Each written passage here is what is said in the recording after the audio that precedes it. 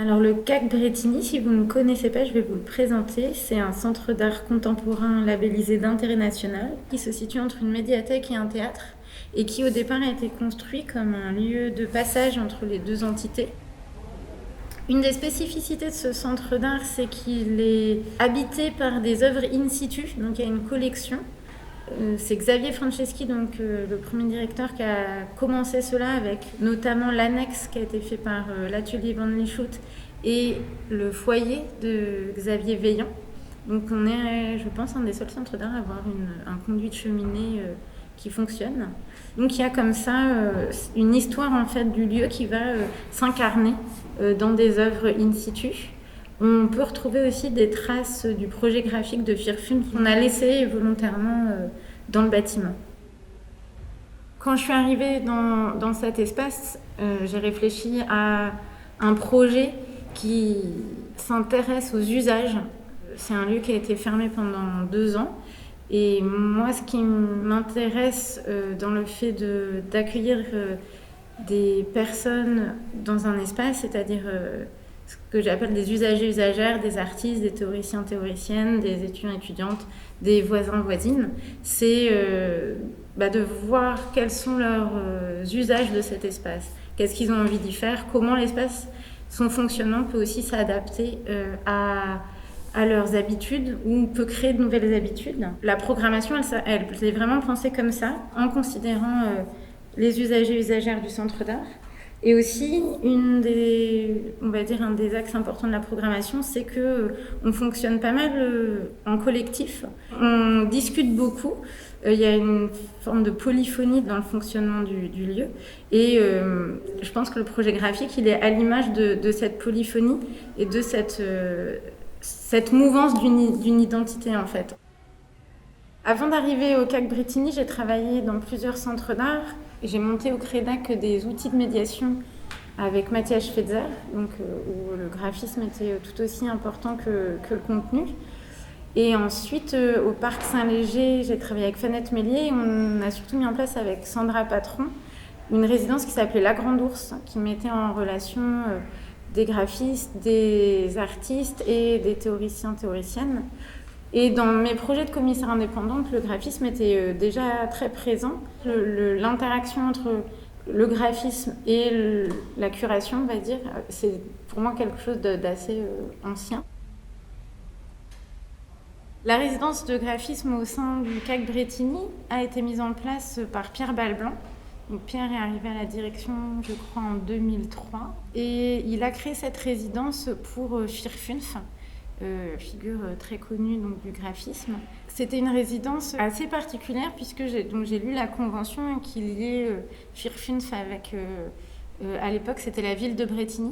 Et il est écrit que les graphistes proposeront des éléments de communication en fonction de leur humeur et de leur émotion du moment. C'est tout. Alors, ça a duré 10 ans. Le projet graphique a énormément évolué. On a une belle collection, d'ailleurs, qu'on prête souvent. On n'a pas tout, malheureusement. Moi, quand je suis arrivée à la direction du centre d'art, ce qui a été vraiment important pour moi, c'était de continuer cette résidence, parce que c'était plutôt une opportunité, en fait, d'arriver dans un endroit où ça existait déjà. J'avais comme cahier des charges, simplement, que ce soit lisible. Donc c'était le seul prérequis de la résidence. Et après, tout s'est construit vraiment dans la conversation avec Charles Mazet et Colline Sunier. Mais l'invitation, c'était un espace où on peut déployer une pensée du graphisme en lien avec une structure et un territoire.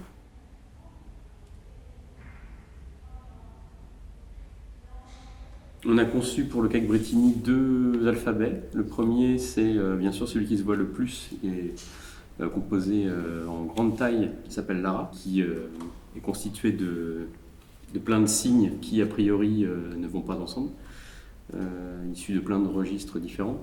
Et cette typographie Lara est accompagnée d'une typographie sans sérif qui s'appelle Bali, qui est beaucoup plus traditionnelle, beaucoup plus passe-partout, et qui est utilisée sur tous les supports de communication du centre d'art, mais également par l'équipe en interne. Les noms Lara et Bali proviennent des noms des RER, L'ARA est un RER qui va de Bretigny à Paris, de l'Essonne à Paris, et Bali va dans le sens inverse, de Paris vers Bretigny, vers l'Essonne. Le point de départ, c'est de construire un ensemble à partir de plein de voies, dans une voie quelque part qui est la voie du centre d'art.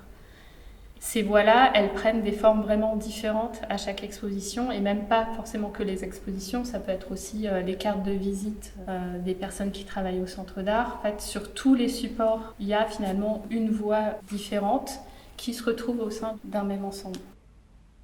Pour la première exposition qui a eu lieu au CAC Bretigny, pour aussi rentrer dans ce territoire, on a décidé de chercher dans la ville que les premières lettres ABC, avec lesquelles on peut écrire CAC B, donc CAC Bretigny, et aussi ABCC du CAC B, qui est le nom de notre résidence. Et en fait, c'est que des signes qu'on a trouvés sur la route du RER au centre d'art. Donc l'idée, c'était de faire ce premier chemin, de définir ce premier territoire, juste une rue. Et puis on arrive au centre d'art et là on trouve aussi des éléments des précédentes identités visuelles comme les précédents logos. Donc il y a autant des enseignes que des graffitis, que donc des signes officiels comme non officiels. Il y a différents strates de signes qu'on a un peu mis au même niveau, c'est-à-dire qu'on ne va pas différencier un signe non officiel ou vernaculaire d'une enseigne. Et tout cela, ça forme le premier langage, enfin les premières lettres pour écrire CAC Bretigny et pour poursuivre ensuite la résidence. Tous les signes qui sont ajoutés dans la typographie, c'est vraiment une collecte de signes existants, c'est-à-dire que nous n'avons pas créé ces signes. On n'est pas illustrateur, on n'est pas auteur finalement de ces signes. On les redessine pour les intégrer dans une typographie, mais ils existent autour de nous, ils sont déjà là en fait.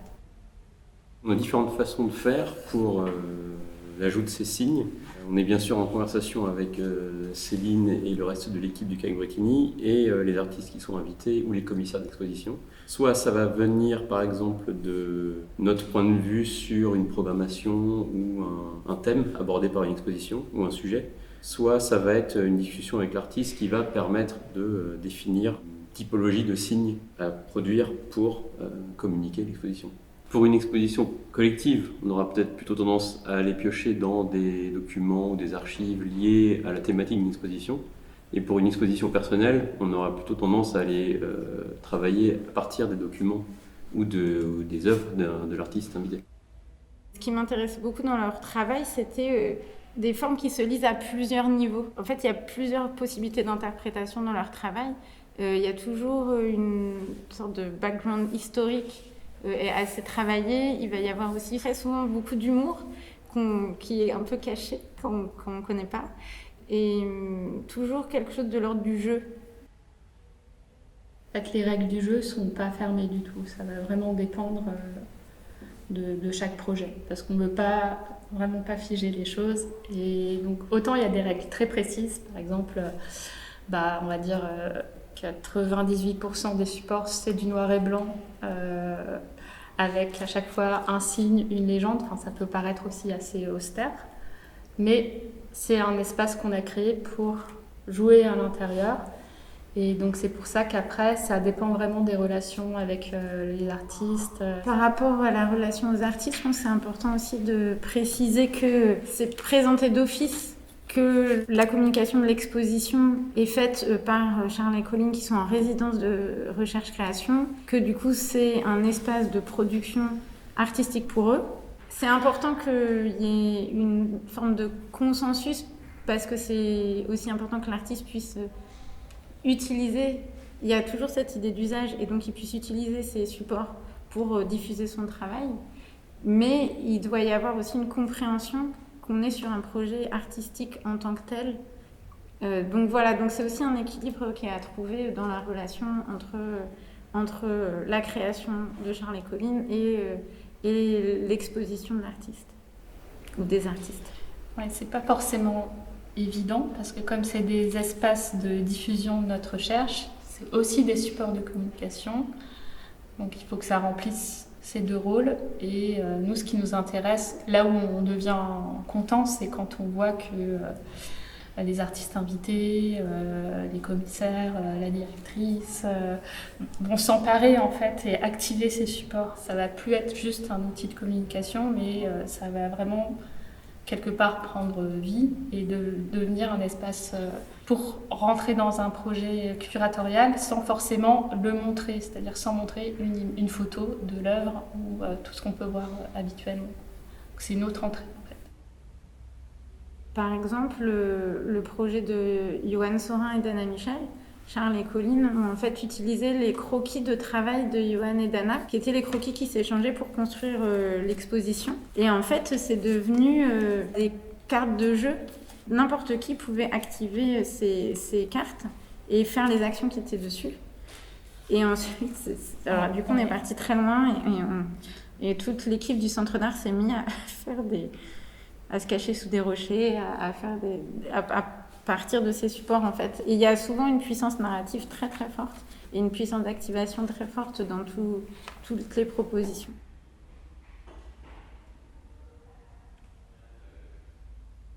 Comme les signes sont prélevés dans des sources de différents registres, donc ça peut être des enseignes, des formes institutionnelles, des archives, mais aussi des graffitis.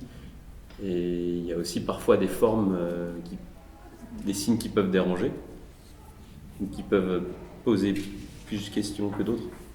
Il y a une exposition 2018 de Nuria Güell qui s'appelle « Au nom du Père, de la patrie et du patriarcat ».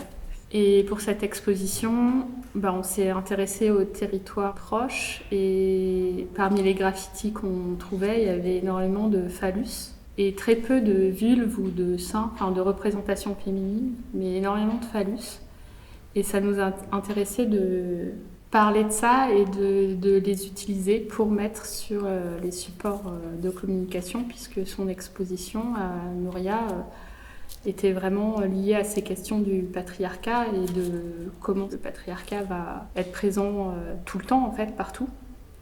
Et ça nous paraissait évident, mais c'est vrai que comme c'est des graffitis, des petits graffitis, souvent on les regarde pas vraiment. Et là, on s'est rendu compte, en quadrillant un peu le territoire, que sur une centaine de graffitis de représentation d'organes génitaux, il y avait peut-être, on va dire, 90 phallus et 3 vulves. Et à partir de là, on a commencé à chercher pourquoi. On s'est rendu compte que ça a un peu toujours été le cas dans l'histoire, depuis la préhistoire. Quoique, justement, pas à la préhistoire, mais ça peut être choquant de voir sur des supports de communication des représentations d'organes génitaux. Donc ça nous paraissait important d'accompagner ce choix par un texte et que ce soit un espace de recherche qui ne soit pas que graphique, mais aussi textuel. C'est un texte qui s'appelle Sexe Symbole et c'est pas chronologique, mais en gros, on regarde depuis la préhistoire jusqu'à maintenant plein d'exemples de phallus dans l'art ou pas l'art, le quotidien, quoi. En fait, c'est assez naturel pour nous de faire ça. C'est-à-dire, même pour nos autres projets, finalement, on va toujours écrire une petite note qui permet ensuite de nous guider, nous, mais aussi de poser un cadre.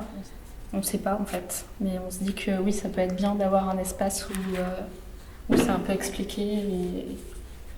Et ça permet aussi que les lecteurs et lectrices deviennent partie prenante, finalement, puissent un peu lire notre recherche et avoir d'autres outils que juste les supports, quoi.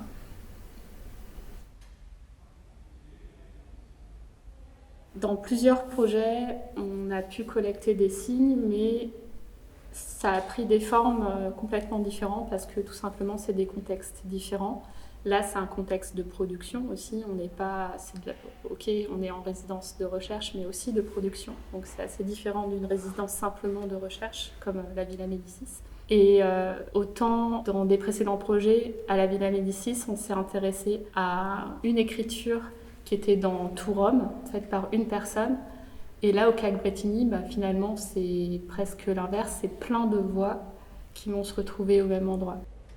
Cet espace de résidence, c'est un espace très précieux, je crois, pour nous, parce que c'est au long cours, déjà, donc ça permet de développer une pratique mais ça nous permet aussi d'évoluer et d'apprendre. C'est-à-dire que je pense on s'ennuierait vraiment si on n'apprenait pas encore maintenant. Et à chaque exposition ou chaque collecte de signes, c'est un univers différent et donc on apprend nous-mêmes énormément de choses.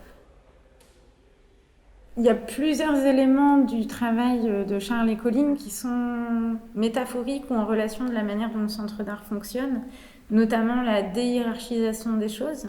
C'est-à-dire que chez nous, la programmation inclut la médiation, la communication, enfin tout est pour nous un enjeu artistique et un enjeu aussi de conversation. C'est aussi pour ça qu'on fonctionne de manière collective, parce qu'en fait, toutes les voix sont impliquées et tous les savoir-faire de chacune, puisqu'on est une équipe quasi exclusivement féminine. Et le fait aussi que cette collection de signes soit évolutive, que ça crée un vocabulaire, une langue qui nous est spécifique, mais qui va en fait être à chaque fois repensée, remise en jeu, qu'on ne va pas d'un coup trouver une identité sur laquelle on achoppe et sur laquelle on s'arrête, mais à chaque fois en fait on va repartir vers autre chose qui va toujours nous amener à réfléchir et à se reposer la question de ce qu'on est en train de faire. Quand je dis des nouvelles choses, c'est aussi des nouvelles personnes, c'est-à-dire que chaque projet d'exposition, chaque atelier, tout ce qu'on fait, c'est des rencontres avec des altérités qui viennent en fait nourrir le projet. C'est aussi pour ça que ce projet fait tellement sens dans notre façon de fonctionner, puisque ces signes, c'est aussi des altérités.